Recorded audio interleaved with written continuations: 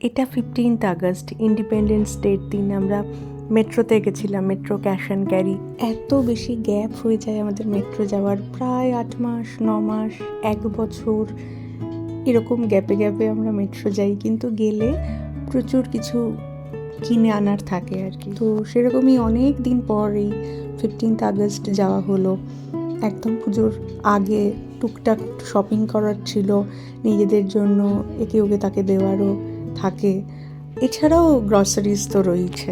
আকাশটা কি অপূর্ব লাগছে না? এই সময়টায় আকাশের দিকে তাকিয়ে থাকতেও ভালো লাগে, মনটা খুশি হয়ে যায়। এখান থেকে আরেকটা জামা নিতে পারছি।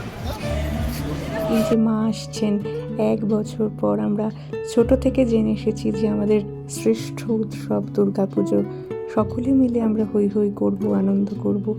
এটা ভাবলেই সব মন খারাপ দুঃখ কষ্ট কেমন দূর হয়ে যায়। আজও ছোটবেলাতেও ঠিক যতটা আনন্দ হতো এখনও ঠিক ততটাই হয়। দেখো, গল্প করতে করতে আমাদের মেট্রো শপিংও কিন্তু ডান। এইবারটা বিশেষ কিছু কেনা হয়নি, ওই যে বললাম নিজেদের জন্য টুকটাক আর কিছু দেওয়া দেওয়ি থাকে, আর কিছু গ্রসারিজ কেনা হলো।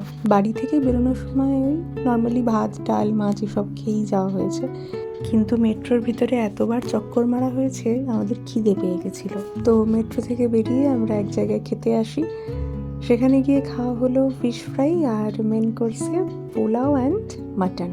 আমরা খেতে গেছিলাম বিজলি গ্রিল ফুডস কর্নারে, এটা কালীঘাটে আপনজনের ঠিক পাশেই।